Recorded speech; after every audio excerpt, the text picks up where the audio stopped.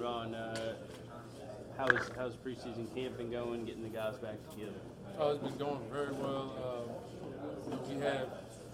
It's a way better position we're in right now than we were last year this time because we had a year of experience in that belt for kids, not only playing but being within the program and the off-season training and just the work the coaching staff put into recruiting our own in hallways and middle schools. Also allowed us to have a JV team this year for the first time in decades. I know it's here from alumni. I'm excited about that. So it's been going pretty well. We'll find out for sure where we're at. Have a good idea where we're at tonight when we have our first scrimmage. What do you want to see out of your guys in scrimmages the next couple days here? Number one, just execution. Make sure that we execute well, especially offensively, playing fast. One of our objectives this year is to play even faster than we were last year. We want to average about 70 plays a game. Defensively, making sure we get 11 guys running to the ball and being physical.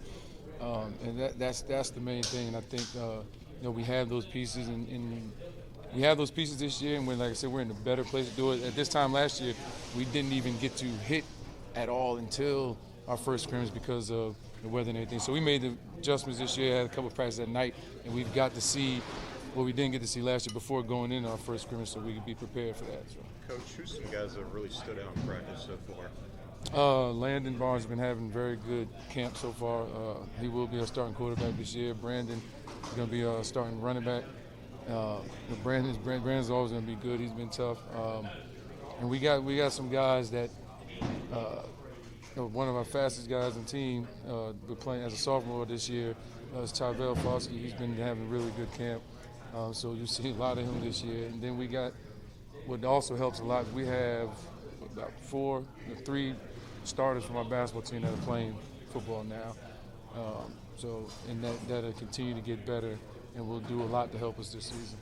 Coach, coming over from Pamlico, you wanted to change the culture here. Do you feel like that's starting to take effect here going into year two? Yeah, definitely heading in the right direction. Just look at our numbers. Like I said, we're at about 61 guys. We have a JV team. We've had 15 core freshmen that have been through summer workouts the entire summer. That makes a big difference. And we got some good talent in that freshman class, the class of 26.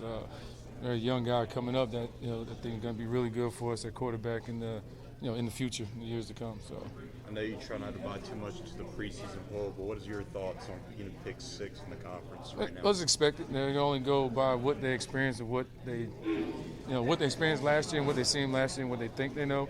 And I know everybody's going to be different this year. Everybody, it's a brand new team every year, but I think we'll be a lot better this year than where we finished last year, and definitely from where we picked this year. Now we're still we're not up there. We're not going to be top 3 or anything yet, but I think we'll probably surprise some people and be somewhere a little bit higher than where we picked, and in the middle of the pack.